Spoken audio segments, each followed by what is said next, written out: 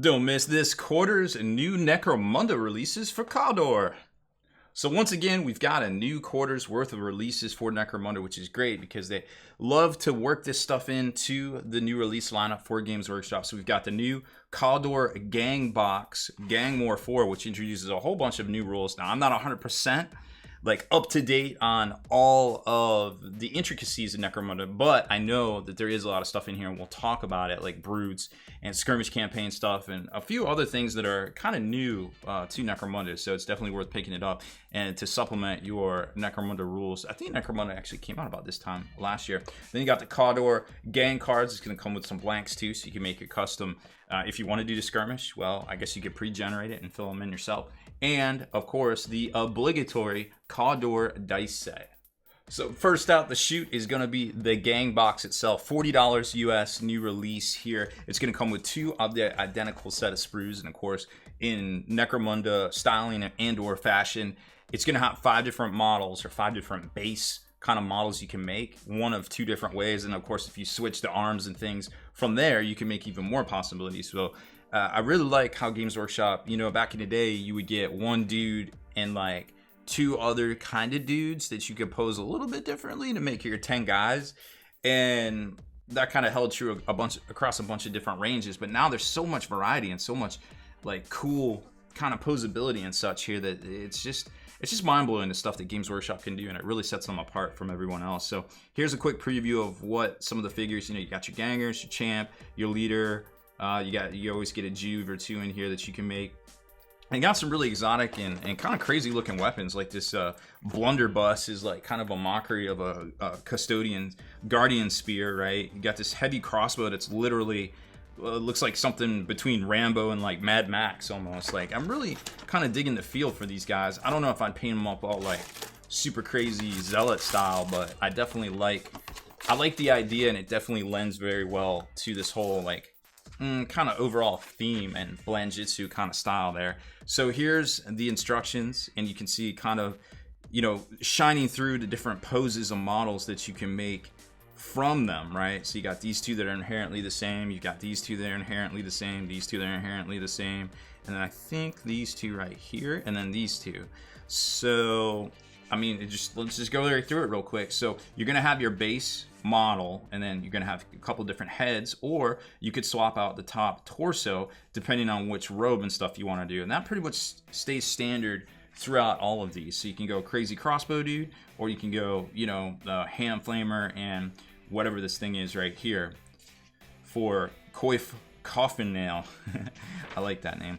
And then you've got all the rest of the guys here, and you can see where you can switch out between their actual faces, literally their faces.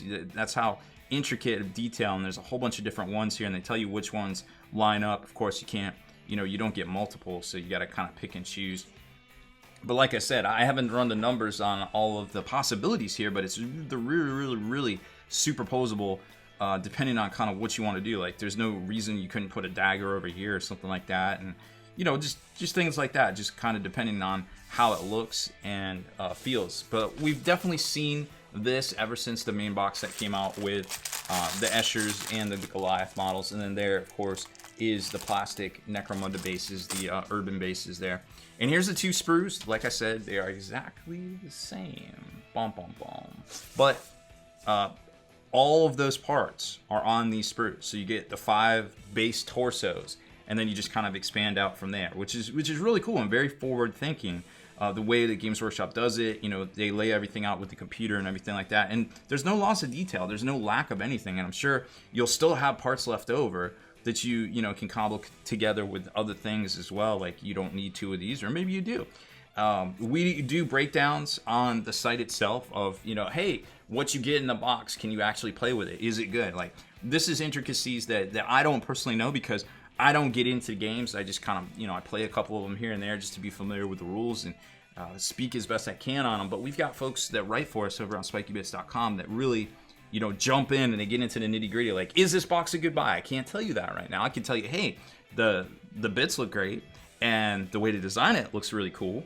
And we all know that they're really doing their best to kind of keep the mold lines and things to a minimum, but really forward thinking with all the different ways things to go together and all the different possibilities right there on the sprue. It's it's simply amazing, and where the hobby is right now. It's just it kind of just blows me away, knowing what I know back then to 30 years to today. It's just crazy.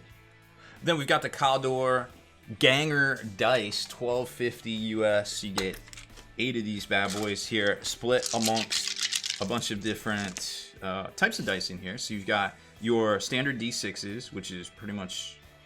Hold up, wait a minute. I thought you got 3 of these. Oh, there it is. Oh, that's their gang symbol. Duh. Okay, so you get 3 standard D6s with the 6, of course, being their gang symbol. Thank you, GW, for finally listening and putting the good symbol on the 6 there. Of course, you get the scatter die. It isn't dead. There's still a scatter dice in the far future, even if it is only Necromunda. And then you've got 2 of the injury dice here that you can roll up. Obviously, some of them are bad, some of them are good. And last but certainly not least, your ammo dice. Pew, pew, pew. Very neat little set. They feel like standard GW dice as far as weight and consistency, and they're not overly heavy like the $20 set, but they don't feel like they're not resiny. They don't seem to wobble. Seem to roll pretty average. I'd be confident in these dice. Sometimes I don't like buying them if they aren't clear, but in this case, I definitely think we might be okay. Then we've got the Cawdor gang cards here. You're gonna get a big pack of these, 26 of them, I think, for $15. You don't need to buy them, but they definitely help. As far as, just your game aids on the tabletop. There's gonna be some generic tactics in here. Of course, you're gonna get your blank ganger cards there. Nothing new. We've seen that before. Pretty ubiquitous at this point. And then you've got all of your tactics cards, but some of them are specific to Cawdor, like so. And then you've got new ones right here that can be used by any gang. Now, I'm not sure, to be quite honest. I'll lay these out. Like I said, I'm not so much on the intricacies of all of this, but I'll show you these right here. So you just kind of know what Cawdor. Well, I guess you can't fit them all on here, but you kind of get the idea there. You can take a look. And last but certainly not least, making up to 12. Speaking of last but certainly not least is Gang War 4, $30 supplement. Of course, the 4th in the series, duh. 1 every quarter, and it's been a full 4 quarters, meaning a year since Necromunda first graced hobby shelves worldwide. This one's actually got a lot of content in it. I say actually, like, these things never have content in them. They're great.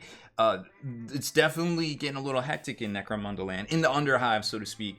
96-page softback, so again, almost 100 pages here. This has got a ton of stuff in here. You got bionics. You got skirmish games if you just want to pick something up and have a little bit of air quotes experience or, skills and stuff. You got that too. Exotic beasts, the brutes, master blasters running Bartertown in here. Then we've got a campaign, and that's where the territory cards come into play. So if you can get your hands on them, I think they're already currently sold out at Games Workshop. They just went live, and they're already sold out. Womp womp. New scenarios, psychic powers in here. We got new bounty hunters and updates to the skill set. So a lot of content in here that I think is going to be, I'm excited about it. And I don't even play it on a regular basis. So I imagine if you play Necromunda on a regular basis, you're going to be at least half as excited as me, if not double. At least 6 times more excited. So here's the contents, and yes, I am going to fold. Oh no, I folded it. Everybody cringe. People are like, I can't believe you pulled the page about mine. How are you supposed to see it? I paid my money for it. I gotta show it to you guys. Come on.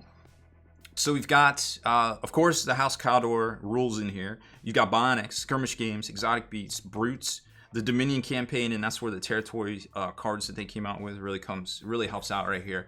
New scenarios. Psychic powers. There's actually two new bounty hunters in this area. Skills, update to skills, and here's the bounty hunters. Excuse me. Wait, no, they're mixed in here. Oh, there's one on 24. I didn't see that guy. Ooh, we're gonna have to check him out real quick. So on page 24, there's another bounty hunter. I missed him. Oh no. Okay, so that is that. So House Cawdor, of course, gonna be in here. So we gotta look out for page 24. So there they are, the gangs. Nothing that we didn't really unexpect or anything like that. Tournament play, like I said, if you just want to pick up kind of like a faux campaign, so to speak, we'll call it faux campaign, you can do this section here. And on 24, there's a new character. Who is he? Oh, this guy. Okay. So that's cool. He's got his own character now. Oh, this is the Forge World duder. All right. I didn't recognize the name at first. This is the dude with the junkyard dog. Junkyard and Mutt. Here it is. Here are his rules, finally. I think you could get these from the Forge World site, if I'm not mistaken. Although I will go back and double check now. I had not realized. Speaking of Junkyard and Mutt, holy cow. How, if y'all remember G.I. Joe, like, somebody look up Junkyard and Mutt and tell me what's up when it comes to that picture there. Okay, well, back on track. So you got Beast, you got the Brutes. This is where we've seen some of the pictures and stuff. Like, where is the Master Blaster? Master Blaster runs Baer town. There he is. He's just a boy. Really cool. Lots of cool stuff in here. Lots of neat rules. The Dominion campaign, that's a pretty inclusive. A lot of stuff in here. And here's some new missions, new scenarios, so to speak. And in the new scenario section, there is a couple of new duders too. There he is, Bartum Arterus. Terrible at High Gothic apparently, but it looks like he's gonna have a miniature because that's definitely a Goliath dude. Seems like a stylized version of it, so maybe coming soon from Forge World. And then there's a Cyberhound too, or a Psyhound, Cyberhound. I don't know how you want to say that, but yeah, lots of cool stuff in here. And then the update to the skills and the Perils of the Warp. The rumors were true. There is new psychic powers coming our way. And there's the update to the skills. You got the chart and then the full breakdown. I haven't looked through it to tell you what the differences are. Again, I'm not that visceral into it quite yet, but I feel like if they put it in here, it definitely needed an update. So for the $30, again, I feel like you definitely need this. Maybe they'll be putting out a companion, kind of like they did with Blood Bowl after a while with all the Blood Bowl updates. So maybe you'll see a hardback version with all 4 of the Gang Wars in it coming our way, maybe this holiday or something like that, if I had to guess.